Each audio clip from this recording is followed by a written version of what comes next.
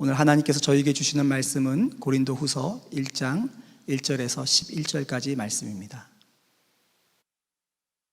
하나님의 뜻으로 그리스도 예수의 사도가 된 나 바울과 형제 디모데가 고린도에 있는 하나님의 교회와 온 아가야에 있는 모든 성도에게 이 편지를 씁니다. 우리 아버지 하나님과 주 예수 그리스도께서 내려주시는 은혜와 평화가 여러분에게 있기를 빕니다. 우리 주 예수 그리스도의 아버지이신 하나님을 찬양합시다. 그는 자비로우신 아버지시요 온갖 위로를 주시는 하나님이시요 온갖 환난 가운데 우리를 위로하여 주시는 분이십니다. 따라서 우리가 하나님께 받는 그 위로로 우리도 온갖 환난을 당하는 사람들을 위로할 수 있습니다. 그리스도의 고난이 우리에게 넘치는 것과 같이 그리스도로 말미암아 우리의 위로도 또한 넘칩니다. 우리가 환난을 당하는 것도 여러분이 위로와 구원을 받게 하려는 것이며, 우리가 위로를 받는 것도 여러분이 위로를 받게 하려는 것입니다. 여러분은 이 위로로 우리가 당하는 것과 똑같은 고난을 견디어냅니다. 우리가 여러분에게 거는 희망은 든든합니다. 여러분이 고난에 동참하는 것과 같이 위로에도 동참하고 있음을 우리는 알고 있습니다. 형제 자매 여러분, 우리가 아시아에서 당한 환난을 여러분이 알기를 바랍니다. 우리는 힘에 겹게 너무 짓눌려서 마침내 살 희망마저 잃을 지경에 이르렀습니다. 우리는 이미 죽음을 선고받은 몸이라고 느꼈습니다. 그렇게 된 것은 우리 자신을 의지하지 않고 죽은 사람을 살리시는 하나님을 의지하게 하기 위함이었습니다. 하나님께서는 이렇게 위험한 죽음의 고비에서 우리를 건져주셨고 지금도 건져주십니다. 또 앞으로도 건져주시리라는 희망을 우리는 하나님께 두었습니다. 여러분도 기도로 우리에게 협력하여 주십시오. 많은 사람의 기도로 우리가 받게 된 은총을 두고 많은 사람이 우리 때문에 하나님께 감사를 드리게 될 것입니다. 이제부터는 코로나19 상황의 어려움에 우리가 참 두려운 마음도 한편 있는데, 고린도 후서를 매 주일마다 읽으면서 은혜를 받으려고 합니다. 이 고린도 후서는 참 은혜로운 구절이 많은 성경입니다. 그러나 사도 바울에게 있어서는 마음 아픈 사연이 있는 성경입니다. 당신이 개척한 고린도 교회의 교인들로부터 배척도 받고 공격도 받는 그런 처지에서 사도 바울 자신의 아픔을 이렇게 담아낸 성경입니다. 그 아픔이 있기 때문에 아마 그런 귀한 은혜의 말씀들이 나온 것 같습니다. 저는 고린도 후서를 이제 읽어가면서 이 어려운 때를 지내는 우리에게 하나님이 주시는 놀라운 위로와 그리고 새 힘을 얻을 수 있을 거라고 기대합니다. 사도 바울이 고린도 교회를 개척했지만 교회 안에는 문제가 굉장히 많이 있었습니다. 그럴 수밖에 없지요. 지금도 신학교도 있고 성경도 다 있고 목회자들도 있고 늘 좋은 설교도 들을 수 있는 지금도 교회들마다 시험도 어려움도 있잖아요. 그런데 고린도 교회는 이제 처음 세워진 교회, 그때 당시에는 성경도 없고 신학교도 목회자도 없고, 그러니 얼마나 어려움과 혼란이 많았겠습니까? 그랬던 그 고린도 교회의 여러 가지 문제 때문에 사도 바울이 자기의 제자였던 디모데에게 편지를 써서 그 교회에 보냅니다. 그 교회의 여러 가지 어려운 사정에 대한 대답을 해준 거지요. 그게 바로 고린도 전서입니다. 그런데 안타깝게도 고린도 교회 안에는 그 굉장히 강한 성격의 교인들이 들어와 있었던 것 같습니다. 대부분의 교인들은 그러지 않았지만 그 어려움이 조금도 사그러들지 않았기 때문에 할 수 없이 사도 바울이 직접 고린도 교회를 방문하게 되어야 했습니다. 사실 전도 여행을 갈 곳이 많기 때문에 사도 바울이 또 고린도를 가는 일이 사도 바울의 마음에는 쉽지 않았지만 그 고린도 교회 문제를 해결해야 할 이유가 있었기 때문에 방문하게 됩니다. 그런데 방문을 했는데 사도 바울 앞에서도 사도 바울에 대해서 강력하게 반대하고 사도 바울을 비난하는 그런 이들을 고린도 교회에서 만납니다. 사도 바울로서는 참으로 어려움을 겪는 거죠. 그 짧은 시간에 그 문제가 해결이 되지 않기 때문에 언제까지 고린도 교회만 있을 수 없는 형편이라 또 전도 여행을 떠나면서 곧 다시 와서 이 문제를 해결해 줄 것이라고 약속을 했는데 전도 여행을 이렇게 다니면서 고린도 교회로 쉽게 돌아올 수가 없는 사정이 되었습니다. 그래서 할 수 없이 편지를 써서 보냅니다. 그 고린도 교회에서 일어났던 문제들에 대해서 아주 강한 어조로 책망도 하고 무서운 경고도 하고 그런 편지를 쓸 수밖에 없었어요. 그리고 그 편지를 디도편에 고린도로 보냅니다. 사도 바울은 그 편지를 보내고 난 다음에 마음이 많이 안 좋았다고 그랬습니다. 사실 좋은 내용의 편지를 보내는 것도 쉽지 않은데 책망의 편지, 경고의 편지를 보냈으니 고린도 교인들이 얼마나 잘 받아들일까 그런 걱정도 있었던 모양이죠. 그런데 디도가 돌아와서 보고를 하는데 고린도 교인들이 그 편지를 받고 회개하고 돌이키는 역사가 일어났다는 거예요. 사도 바울이 얼마나 기뻤겠습니까? 그래서 그 고린도 교회에 다시 편지를 보냅니다. 지난번 편지는 아주 엄격한 그런 경고와 책망의 편지였으니까 지금은 위로와 다시 보살핌의 편지를 사도 바울이 보내게 됩니다. 그게 바로 고린도 후서입니다. 그러니까 고린도 전서와 고린도 후서 사이에는 그런 사건이 있었다는 것을 이해할 필요가 있습니다. 그래서 고린도 전서는 고린도 교회 문제에 대한 사도 바울의 대답을 보냈다면 주 안에서 서로 사랑하라. 그게 사도 바울의 일관된 기준이었습니다. 근데 고린도 후서는 사도 바울 자신에 대한 변호가 주된 내용입니다. 그래서 고린도 후서에는 사도 바울의 개인적인 간증과 같은 메시지가 많이 들어 있습니다. 사도 바울로서는 참 어려운 일이죠. 그런 편지를 써야 된다는 일이.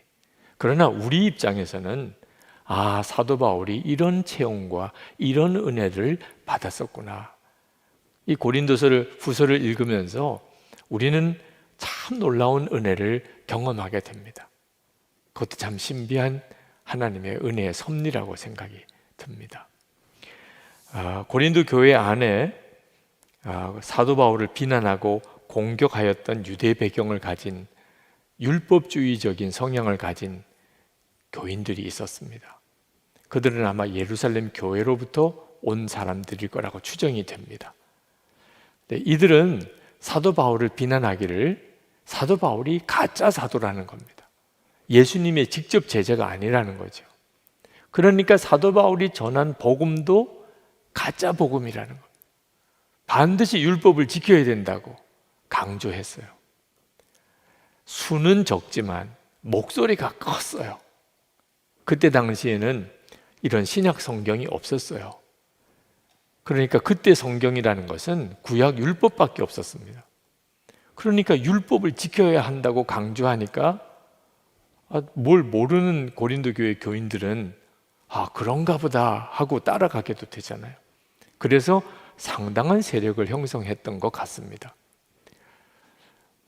그랬던 그 형편 속에 사도 바울이 고린도 후서를 써야 됐기 때문에 사도 바울이 자기 자신이 진정한 사도라는 것을 처음 분명하게 해야 될 필요가 있었습니다.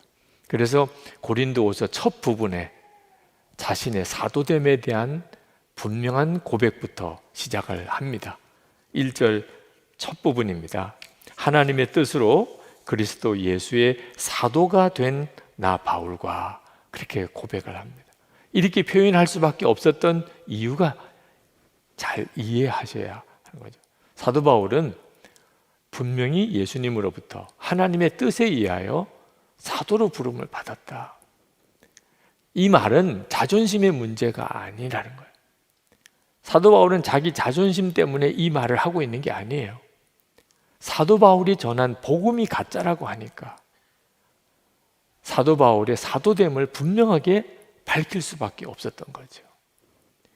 이런 분위기에 편지를 쓰고 있는데 사도 바울이 고린도 교회와 고린도 교인들을 향한 태도를 보면 참 놀랍습니다. 사실 화도 날만 하고 그리고 정말 더 얼굴 보고도 쉽지 않을 수도 있는 상황인데 그 고린도 교회 또 고린도 교인들을 향하여 한결같은 믿음과 사랑으로 대합니다. 그래서 고린도 교회를 하나님의 교회라고, 그 문제 많은 고린도 교회를 여전히 하나님의 교회라고, 고린도 교회 성도들을, 교인들을 성도라고 그렇게 부릅니다. 1절 하반절에 보면 고린도에 있는 하나님의 교회와 온 아가야에 있는 모든 성도에게 이 편지를 씁니다. 이것은 사도 바울이 인간적인 눈으로 고린도 교회와 교인을 본 것이 아니고 주님의 눈으로 보고 있다는 것을 우리에게 말해주고 있습니다. 자, 인간적인 눈으로 보면 문제가 많습니다. 교회도 교인들도. 그런데 그 문제가 많은 속에도 여전히 주님은 역사하고 계십니다. 주님이 역사하시니까 교회로 모이고 있는 거예요. 성도들도 아직도 미성숙합니다. 이 말에 흔들리고 저 말에 흔들리고 있습니다. 그럼에도 불구하고 여전히 그 성도들 안에 성령께서 역사하셔서 그들이 예수님을 주님이라고 고백하고 성도된 증거를 가지고 있는 거예요. 그래서 당신들의 교회는 하나님의 교회고 당신들은 성도라고 말해주고 있는 겁니다. 여러분, 이것은 우리들도 반드시 가져야 될 태도입니다. 우리가 때때로 교회를 보면 실망스러울 때도 있습니다. 어떤 때는 야, 저 사람이 예수 믿는 사람 맞아? 그렇게 판단될 때도 있습니다. 가족들 중에 좀처럼 변화되지 않는 가족 때문에 실망하게 되는 경우도 있습니다. 그럴 때 사람의 보는 눈으로만 보면 좌절하고 비난하고 그냥 떠나버리게 되고 포기하게 되는 거예요. 반드시 주님의 마음을 가지고 주님의 눈으로 볼 수 있어야 합니다. 여러분, 교회 문제가 생길 때 목사의 마음으로도 해결 안 됩니다. 교인의 마음으로 해결 안 됩니다. 가정의 문제가 생길 때 남편의 마음, 아내의 마음으로 해결 안 됩니다. 부모 마음, 자식 마음으로도 가정 문제 해결 안 됩니다. 그럼 어떻게 해야 되죠? 주님의 마음으로만 해결됩니다. 주님이 보시는 눈으로 서로를 보아야 문제가 많은 가운데도 역사하시는 주님을 보게 됩니다. 그 주님이 역사하시는 것을 보고 위로받고 거기서 힘을 얻고 거기서 믿음을 다시 회복하게 되는 거죠. 사도 바울이 주님의 눈으로 보았기 때문에 끝까지 고린도 교회를 잘 목양할 수 있었던 거예요. 자신이 개척한 교회 교인들로부터 오해도 받고 비난도 받는 이런 형편 속에 있으면서도 사도 바울은 하나님을 찬양합니다. 3절에 보면 우리 주 예수 그리스도의 아버지이신 하나님을 찬양합시다. 지금 그런 말을 할 분위기가 아닙니다. 그런데도 하나님을 찬양합시다. 그 말은 사도 바울은 먼 하늘에 계신 주님을 믿은 게 아니고 지금 자기와 함께 계시는 주님을 믿었다는 증거입니다. 문제는 많지만 여전히 주님이 역사하시니 찬양하는 거죠. 이 믿음이 우리에게 필요한 겁니다. 사도 바울은 자신을 변호해야 했기 때문에 이 서신 앞부분에서 자기가 당한 고난에 대한 이야기를 먼저 꺼냅니다. 자기가 복음을 전하는 사도로서 고난을 많이 받았다는 겁니다. 왜 고난을 받아야 하는 거죠? 5절에 보면 그리스도의 고난이 우리에게 넘치는 것과 같이 그리스도로 말미암아 우리의 위로도 또한 넘칩니다 라고 말을 했습니다. 자, 그리스도의 고난이 우리에게 넘친다고 했어요. 이게 무슨 말이죠? 예수님을 믿으려고 하니까, 또 예수님을 증거하려고 하니까 고난이 온다는 거예요. 예수님을 더 잘 믿으려고 하니까, 예수님을 더 많이 전하려고 하니까 그 고난은 더 넘치게 온다는 거예요. 고난 안 당할 수도 있어요. 예수 믿지 않으면, 또는 예수님을 증거하지 않으면, 그러면 고난 당할 이유도 없어요. 사도 바울이 그리스도의 고난이 내게 넘친다 하는 표현은 그만큼 복음 전하는 일에 열심을 가졌다는 겁니다. 그런데 그것만이라면 예수님의 복음을 전하고 주님의 뜻대로 살 사람이 누가 있겠습니까? 사도 바울이 놀라운 말씀을 하고 계세요. 그리스도로 말미암아 우리의 위로도 또한 넘칩니다. 고난만 있는 게 아니에요. 사도 바울이 함께 계시는 주님을 알았다는 증거예요. 고난도 오지만 그 고난을 능히 이길 수 있는 위로가 주님으로부터 사도 바울에게 임했던 거예요. 그러니까 그 고난 중에도 끝까지 사명을 감당할 수 있었던 거죠. 우리에게도 마찬가지입니다. 우리가 하나님의 뜻대로 살려고 그러고 예수님을 주님으로 왕으로 모시고 살려고 그러면 어려움이 닥쳐옵니다. 그때 여러분 흔들리거나 속지 말아야 됩니다. 우리 주님은 능히 우리를 이길 수 있도록 위로하시고 힘 주십니다. 할렐루야. 여러분이 이 사실을 정말 믿어야 합니다. 예수를 잘 믿으려고 하면 고난은 더 커집니다. 그러나 주님의 위로와 하나님의 은혜는 더 큽니다. 스데반이 예수님의 부활을 전하다가 돌에 맞아 죽었죠.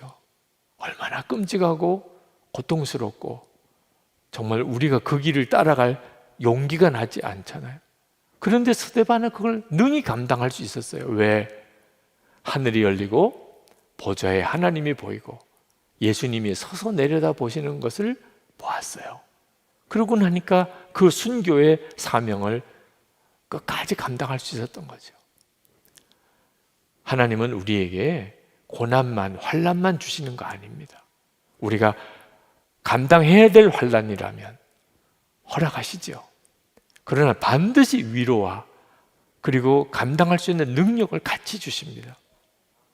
8절에서 9절에 보면 사도 바울은 아시아에서 힘에 겹도록 심한 고난을 당하여 살 소망까지 끊어졌고 사형 선고 받는 줄 알았다 그랬습니다.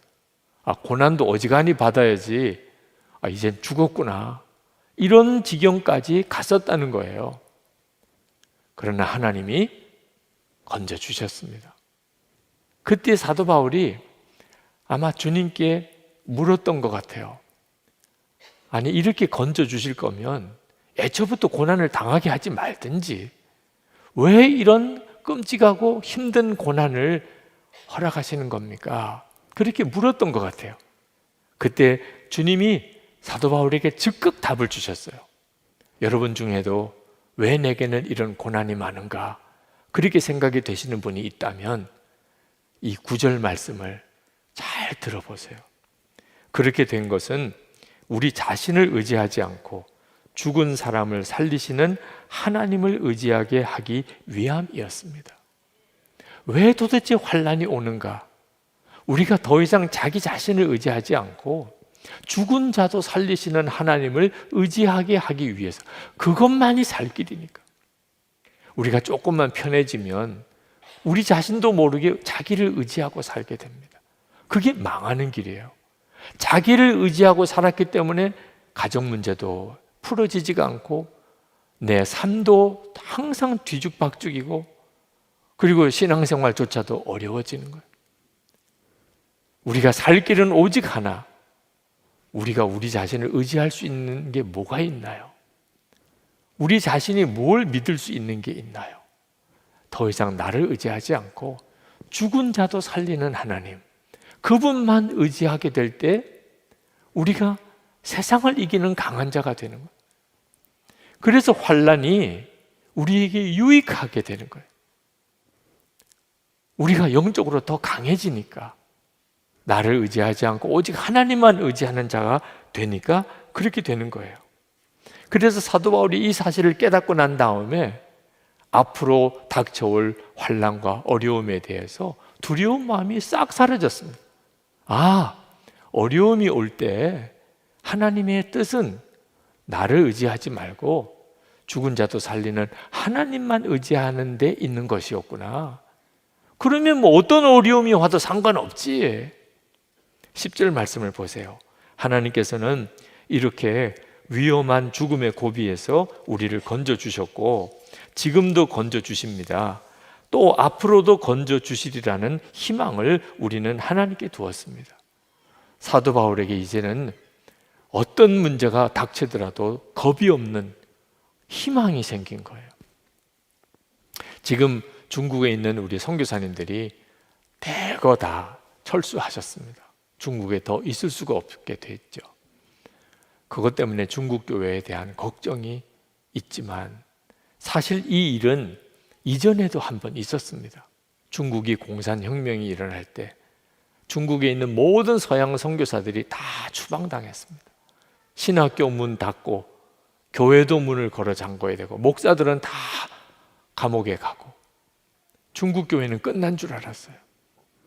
그런데 시간이 지나서 보니까 중국 교회가 얼마나 강하게 더 크게 부흥되어 있는지 깜짝 놀랐어요. 그러므로 지금도 하나님은 중국 교회를 지키실 거다. 그걸 믿게 되는 거예요. 우리가 어려움을 겪어보면 그때는 힘들어 느껴지게 되지만 그 다음에는 믿음이 더 커지게 됩니다. 어떤 어려움이 닥쳐와도 흔들리지 않는 믿음을 갖게 되는 거예요. 이런 희망, 사도 바울 자신만을 위한 것이 아닌 것을 알았어요. 사도 바울이 복음을 전해서 예수를 믿은 성도와 교회가 똑같은 고난을 겪는 겁니다. 그래도 사도 바울이 위로를 받는 것은 주님이 그들과도 함께 하실 것이니까. 그리고 그때 당시 교회들, 성도들이 사도 바울을 보면서 사도 바울이 저렇게 고난을 겪는데 하나님이 지키시는구나. 하나님이 사도 바울과 함께 하시는구나. 그러면 우리도 함께 하시겠지. 그래서 그때 당시에 모든 성도, 환난당하는 교회도 사도 바울을 보면서 위로를 받았다는 거예요. 그래서 사도 바울 그리고 그때 당시에 사도들이 환난을 당할지라도 기뻐하라고 말씀을 하신 겁니다. 로마서 5장 3절 4절에 보면 우리가 환난 중에도 즐거워하나니 이는 환난은 인내를, 인내는 연단을, 연단은 소망을 이루는 줄 알미로라. 야고보서 1장 2절에 야고보 사도는 내 형제들아 너희가 여러 가지 시험을 당하거든 온전히 기쁘게 여기라. 그렇게 말씀을 하신 거예요. 우리 교회는 참 어려움을 많이 겪은 교회입니다. 예배당 건축도 정말 상상이 잘 안 될 정도로 어려웠고, 그리고 담임 목사님이 갑자기 교체가 되는 과정도 큰 교회 위기를 가져왔었던 교회입니다. 어느 교회나 다 어려운 과정을 다 거쳤지만 우리 교회는 유달리 어려운 일을 많이 겪은 교회입니다. 그런데 제가 담임 목사로 부임해 와서 보니까 깜짝 놀라는 믿음의 용사들이 우리 교회에 너무너무 많은 거예요. 어려움이 그냥 고통으로만 끝난 게 아니더라고요. 그런 위기와 어려움을 지나다 보니까 믿음이 너무너무 강한 성도들이 선 거예요. 지금은 우리 교회가 큰 어려움의 위기에서 이제 벗어난 상태입니다. 그렇지만 저는 이 믿음의 유산, 강한 믿음의 성도가 되는 이 전통은 절대로 포기하면 안 된다고 믿습니다. 그래서 우리가 교회 사랑주의를 해마다 2월 달에 지키면서 우리 교회의 가장 어려웠던 시절을 계속 돌아보게 되는 거예요. 환난을 두려워하지 마세요. 환난은 우리에게 크게 유익을 줍니다. 우리를 더 강하게 만들어줘요. 나를 의지하지 않고 죽은 자도 살리는 하나님만 의지하는 믿음을 갖게 해주는 겁니다. 루스 우스터만이라는 화가가 있는데 아이들이 벽에다가 낙서를 하거나 종이에다가 어디 낙서를 하면 그냥 내버려 둔대요. 우리들 같으면 야단도 치고 못하게도 할 텐데 내버려 둔대요. 그리고 아이들이 놀다가 낙서하다가 가버리면 그 애들이 낙서한 곳에다가 색깔을 칠하고 거기다가 붓을 더 대서 기가 막힌 미술 작품을 만들어내는 거예요. 화가니까 그렇게 할 수 있는 거죠. 이진희 목사님이 광야에 살다라는 책에서 이 이야기를 요셉에게 그대로 적용해서 이야기를 하셨습니다. 하나님은 낙서를 작품으로 바꾸실 수 있는 분이다. 창세기 50장 20절에 하나님은 그것을 선으로 바꾸사라고 하였다. 사람들이 요셉의 그림을 망쳐놓았다. 요셉의 형제들, 미디안 상인들, 보디발과 그의 아내 등 이들로 인해 요셉의 인생 그림이 엉망이 되었다. 그런데 하나님께서 망쳐진 요셉의 인생 그림을 멋있게 바꾸셨다. 정말 그렇죠.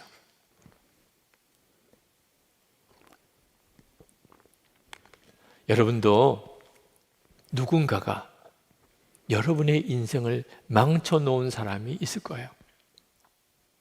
지금까지 살아오는 동안 또는 지금도 그 사람 때문에 내 인생은 엉망이 됐어. 그 사람 때문에 내 인생 그림이 낙서투성이야. 그런 분 있으실 거예요. 여러분 절대로 여러분의 인생을 망가뜨리거나 여러분에게 인생의 낙서를 한 사람을 원망하지 마세요. 하나님이 계시잖아. 하나님은 어떤 엉망인 인생도 기가 막힌 작품으로 만들어내시는 하나님이세요. 요셉이 그랬죠. 모세가 그랬죠. 한나가 그랬죠. 다윗이 그랬죠. 그래서 우리가 우리와 함께 계시는 주님을 바라보자고 하는 거예요. 사람들은 내 인생을 엉망으로 만들 수 있어요. 의도했든 의도하지 않았든. 그러나 하나님은 그 엉망이 되어버린 인생을 기가 막힌 인생 작품으로 만들어내실 수 있다니까요. 그러므로 연단과 환난을 두려워하지 마세요. 오히려 지금이야말로 주님을 주목해야 될 때예요. 주님과 동행하는 삶을 지금 훈련해야 돼요. 협성대학에서 목회상담을 가르치는 이세영 교수님이라고 계신데 미국에서 유학하실 때 이야기를 어느 글에 쓰신 것을 읽었습니다. 뉴욕에 있는 어느 한인교회 교육목사로 계실 때 그때 중고등부 애들을 데리고 델라웨어 강으로 카누 여행을 인솔에 갔었다는 거예요. 그런데 그 아이 하나가 그만 강에 빠져서 사경을 헤매는 거예요. 얼마나 놀라고 충격이었겠습니까? 헬리콥터까지 불러서 급히 뉴욕으로 후송을 하고 병원에서 살려보려고 애를 썼는데 결국은 세상을 떠나고 그 아이의 장례를 치르는데 목사님은 이미 벌써 제정신이 아니었어요. 모든 게 다 끊어진 것 같고 모든 게 깜깜한 색깔로 다 칠해진 것 같고 아무 소리도 들리지 않고 감정마저도 죽어버려서인지 어떤 것도 느낌이 없을 정도로 목사님 자신이 완전히 멘붕 상태에 빠진 거예요. 근데 그때 그 사고가 일어났던 그 자리서부터 장례식이 있는 그 시간까지 선생님 한 분이 끝까지 그 목사님 옆을 지켜주었어요. 목사님이 힘들어하고 괴로워할 때 묵묵히 옆에 있어주고 목사님이 해야 될 일들 너무너무 당황스러워서 어떻게 해보지 못하고 쩔쩔맬 때 다 옆에서 그냥 챙겨주면서 끝까지 지켜준 선생님이 한 분이 계셨다는 거예요. 완전히 무너지고 목회도 포기하고 공부도 포기하고 다 끝낼 수밖에 없는 그런 처지에 그 선생님 한 분 때문에 마음을 추스리고 다시 시작할 수 있었다는 거예요. 그 이야기를 쭉 쓰시더라고요. 여러분, 아무리 힘들고 환난이 와도 누군가가 한 사람만 내 옆에 끝까지 있어주면 얼마든지 버텨내요. 그렇다면 능력도 없고 그죠? 부족한 것도 많은 사람조차도 내 옆에 있어주기만 해도 내가 힘이 되고 위로가 된다면, 만왕의 왕이신 예수님께서 나와 함께 계신 게 그게 사실이라면 어떤 환난이 우리를 무너뜨릴 수 있겠냐 말이에요. 안 믿으니까 문제인 거죠. 예수님이 나와 함께 계시고 항상 나와 동행하신다는 이 엄청난 사실을 듣기만 했지 실제로는 믿고 그대로 실제로 누리지 못하니까 이 문제 저 문제 앞에서 그렇게 맥없이 흔들려 버리고 마는 겁니다. 요즘 주변에 이런저런 어려움을 겪는 분들을 많이 봅니다. 아마 앞으로 더 많아지고 어려움은 더 커지리라고 예상이 됩니다. 성도들을 위해서 기도하는데 갑자기 하나님이 그런 마음을 주세요. 이 정도 어려움 때문에 이렇게 정신을 못 차리면 앞으로 환난이 닥칠 때는 어떻게 하겠느냐. 갑자기 제 마음속에 기도 제목이 확 바뀌는 것을 느꼈어요. 여러분, 예수를 믿는 것 때문에 무서운 핍박이 오는 이런 상황이 벌어진다면 여러분은 견뎌낼 준비가 되어 있습니까? 아직까지 어려움이 많지만 아직까지 환난이라고까지는 말할 정도는 아니에요. 언제 그런 일이 일어날지 모르죠. 예수 믿을 때 예수 믿는다고만 하면 모든 걸 포기해야 되고 심지어 죽임도 당할 이런 날이 올 수도 있는 거예요. 그런 때가 오더라도 나는 흔들리지 않는다. 그런 믿음이 있나요? 지금 준비해야 돼요. 우리가 다 예수를 잘 믿는 것 같았는데 코로나19 사태가 터지니까 예수를 믿는 사람인지 아닌지 정신 못 차리는 사람들이 얼마나 많은지, 교회에 모여서 예배드리지 못하고 성도들끼리 모이지 못하니까 신앙생활 제대로 하는 건지 아닌지 정신을 못 차리는 사람들이 얼마나 많은가 말입니다. 우리의 믿음을 스스로 점검해야 합니다. 여러분, 우리 안에 계신 예수님을 정말 바라봐야 됩니다.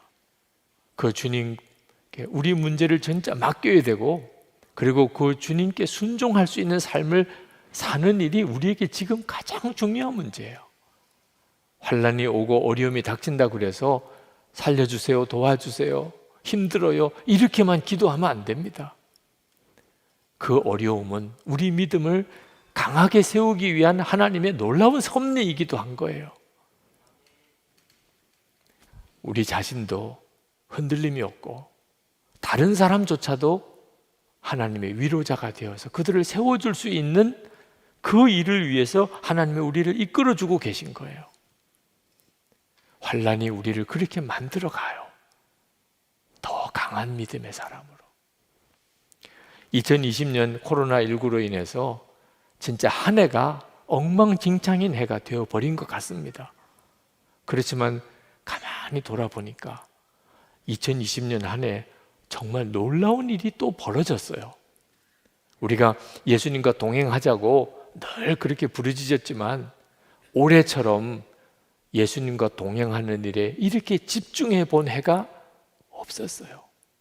그래서 우리 속회 전체가 예수 동행 속회로 다 리뉴얼 돼 버렸잖아요.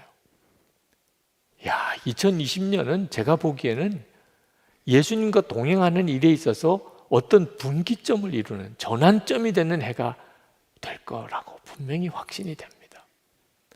또 하나, 우리 교회에 성도들이 와서 기도할 수 있는 기도처를 마련하려고 마가다락방을 만들었어요. 근데 사실 마가다락방의 공간은 그렇게 넓은 공간은 아닙니다. 저는 늘 이 예배당을 볼 때마다 이렇게 좋은 예배당이 성도들이 기도처가 되면 얼마나 좋을까? 기가 막히잖아요. 그런데 이 예배당은 예배 드릴 때 외에는 문을 열지를 못해요. 그런데 이번 코로나19 확산 때문에 이 예배당이 기도처가 됐어요. 24시간 이 예배당에서 기도하는 그런 역사가 일어났어요. 성정 기도 때 오시는 성도들을 볼 때마다 하나님의 섭리는 정말 놀랍다. 코로나19가 아니었으면 본당을 기도처로 공개하는 일을 결정하는 것은 쉽지 않았을 거예요. 온라인 전도, 상상도 못했던 일이에요. 온라인 양육, 온라인 제자훈련, 성도들을 전도하고 양육하고 훈련하는 일이 상상도 못한 차원으로 열려지고 있는 것을 보면서 환난은 절대로 우리 눈에 보이는 것처럼 우리를 무너뜨리고 그리고 우리의 삶을 망가뜨리는 것만 아니라는 것. 우리를 믿음 안에 더 강하게 세우는 하나님의 놀라운 도구가 될 수 있다는 것을 깨닫게 되었습니다. 이제 우리 같이 기도합시다. 여러분에게 닥쳐오는 여러 가지 어려움과 환난 속에 하나님의 위로는 더 크다는 사실을, 사도 바울에게만 아니고 우리 모두에게 경험되는 사실이라는 걸 믿으세요. 그리고 기도하세요. 하나님, 제가 이 어려움을 통하여 더 강한 믿음의 사람이 되기를 원합니다. 나도 살고 내 주변에 있는 사람들의 위로자가 되기를 원합니다. 눈을 떠서 주님을 바라보게 해주세요. 주님과 온전히 동행하게 해주세요. 우리 다 같이 기도하겠습니다. 은혜와 사랑이 많으신 하나님, 놀라우신 하나님의 은혜, 하나님의 역사하심 감사합니다. 하나님의 크신 은혜를 사랑하는 성도들에게 부어주셔서 하나님 놀라우신 은혜로 주님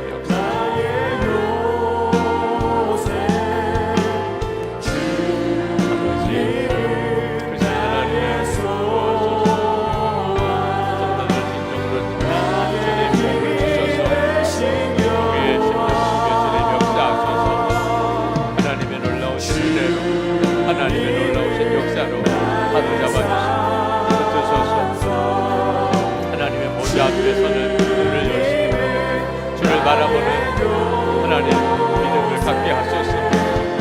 환난을 통하여 오히려 더 강한 믿음의 사람을 되게 하시고 두려움 없는 확신으로 하나님 가정을 이끌어도 살려내게 하소서. 아버지 하나님, 오늘 저희들이 하나님 앞에 예배를 드립니다. 이 예배당에 또 부속실에 그리고 온라인 생방송으로 어떤 형편에서든지 우리가 오직 주를 바라봅니다. 하나님, 지난 한 주간도 참으로 많은 어려움들이 있었고 그 어려움은 앞으로 더 계속될 것 같습니다. 그러나 이 시간에 우리를 하나님의 보좌 앞으로 인도하시고 하나님이 살아계신과 지금도 주님이 우리 안에 계신 것을 다시 한번 깨닫게 하시니 사도 바울에게만 아니고 우리에게도 고난이 커도 위로는 더 크다는 분명한 체험을 주시기를 원합니다. 눈을 열어 주를 봅니다. 주를 바라보는 그 분명한 믿음을 주시기를 원합니다. 주님과 함께 또 하루하루 우리의 어떤 문제와 형편도 주님과 함께 해결하게 하여 주옵소서. 오늘도 하나님께 예배하고 우리가 하나님 앞에 봉헌하는 시간을 갖습니다. 온전한 11조를 드리고 선교헌금, 구제헌금, 그리고 우리 교육관 건축헌금을 봉헌합니다. 성도들의 마음에 간절한 주님을 향한 사랑과 믿음, 감사가 담겨 있습니다. 아버지 하나님, 일일이 다 손얹어 주께서 은혜와 복을 주소서. 세상을 이길 담대한 믿음도 주시고 병든 몸 이 시간에 안수하여 깨끗이 고쳐주시고 풍파가 많은 가정, 깨어진 관계 주님 은혜 가운데 다 치료하여 하나 되게 하시고 성도들의 생업, 일터를 주님이 책임져 주시고 먹고 입고 사는 것뿐만 아니고 돕고 베풀고 나누며 살게 하소서. 하나님, 우리나라가 정말 하나님을 경외하는 나라가 되기 원합니다. 포괄적 차별금지법을 명분으로 동성애를 합법화하려고 하는 시도들, 가정이 깨어지는 이를 위한 정말 악한 법들, 낙태를 합법화함으로 태아를 살해하는 일을 자연스럽게 자행하려고 하는 일들, 사학법 개정을 통해서 기독교 학교에서 신앙교육을 할 수 없게 되는 문제들, 주님, 이런 일들이 법으로 제정되지 않게 해주시옵소서. 온 국민 모든 나라가 하나님의 살아계심을 알고 하나님을 경외함으로 하나님 앞에 쓰임받는 이 나라 민족 되기 원합니다. 북한 동포들 긍휼히 여겨 주소서. 하나님, 공산정권이 얼마나 무서운지를 우리가 잊어버리지 않게 하시되, 그러나 복음으로 이 민족을 통일시키시는 하나님의 기적의 손길을 믿게 하소서. 김국기 목사님, 김종우 목사님, 최충결 선교사님, 장문석 집사님, 그리고 억류된 우리 국민들 속히 석방되게 해주소서. 열방의 코로나19가 속히 사라지게 하소서. 하나님, 그러나 새로운 부흥이 일어나고 영적 대각성이 일어나게 하소서. 이 어려움이 오히려 온 세계 열방에 주의 복음이 전해지는 결과가 되게 하시기 원합니다. 어려운 이들을 돕다가 코로나 감염된 선교사님들도 있습니다. 주의 손으로 고쳐주소서. 그 가족을 지켜주소서. 막힌 선교의 문 다시 활짝 열리게 하옵소서. 우리 주 예수 그리스도 이름으로 간절히 기도합나이다. 아멘.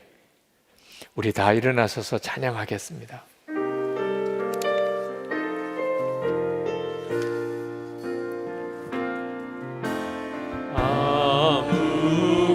아무것도 두려워 말라. 주 나의 하나님이 지켜주시네. 놀라지 마라. 겁내지 마라. 주님 나를 지켜주시네. 내 맘이 힘에 겨워 지칠지라도 주님 나를 지켜주시네.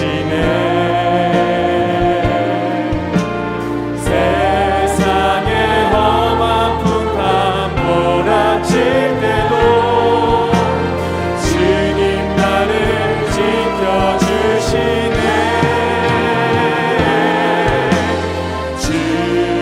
주님은 나의 산성, 주님은 나의 요새,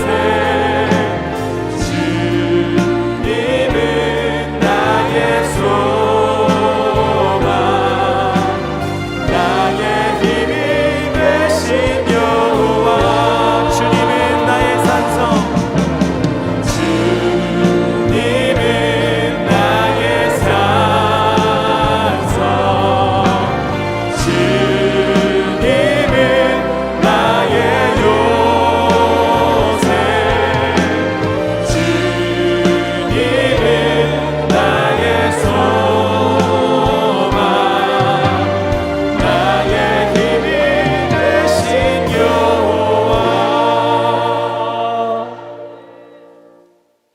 주 예수님의 크신 은혜와 하나님의 놀라우신 사랑하심, 성령의 교통하심이 오늘 하나님께 예배하는 모든 성도들과 함께 하시기를 축원하옵나이다.